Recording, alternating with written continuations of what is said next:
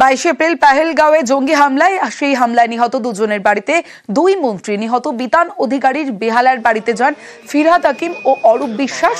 নিহত সমীর গুহর বেহালার বাড়িতেও যান দুই মন্ত্রী। পেহেলগাঁওয়ে জঙ্গি হামলায় নিহত দুজনের বাড়িতে দুই মন্ত্রী। নিহত বিতান অধিকারীর বেহালার বাড়িতে যান ফিরহাদ হাকিম অরূপ বিশ্বাস। নিহত সমীর গুহর বেহালার বাড়িতেও যান দুই মন্ত্রী। বিশ্বজিৎ রয়েছে আমার সঙ্গে, বিশ্বজিৎ আরো বলবে। বিশ্বজিৎ,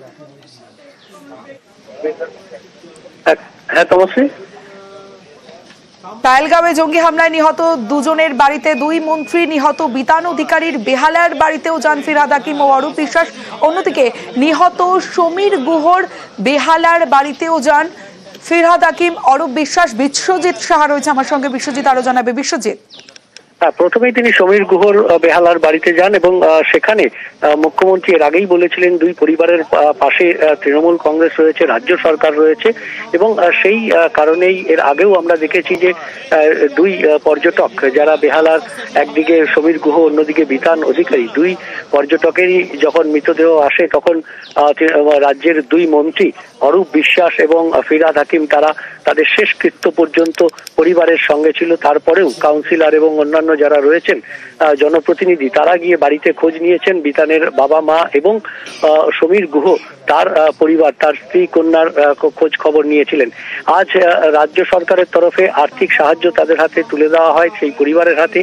একদিকে যেমন মন্ত্রী অরূপ বিশ্বাস ছিলেন, তেমনি ফিরহাদ হাকিম দুজনেই যান। প্রথমে সমীর গুহর বেহালার বাড়িতে যান, সেখানে তার পরিবারকে আশ্বস্ত করেন যে রাজ্য সরকার তাদের এই পরিস্থিতিতে তাদের সবসময় সহযোগিতার হাত বাড়িয়ে দেবে এবং তাদের সঙ্গে রয়েছেন স্থানীয় যারা কাউন্সিলর ছিলেন তাদেরকে তাদের কোনো অসুবিধায় তাদের সঙ্গে থাকতে পরামর্শ দেন এবং তাদের পরিবারের বলেন। এরপরই বিতান অধিকারীর বেহালার বাড়িতে তার বাবা মা যেখানে থাকেন সেখানে ফিরহাদ হাকিম এবং অরূপ বিশ্বাস দুজনেই একসঙ্গে যান, সেখানেও তাদের পরিবারকে আশ্বস্ত করেন এবং তারপরে বিতান অধিকারীর পাটুলির যে বাড়ি সেখানে অরূপ বিশ্বাস মন্ত্রী সেখানে যান এবং পরিবারের পাশে থাকার যে বার্তা এবং রাজ্য সরকারের আর্থিক সহযোগিতা সেটা পৌঁছে দেন।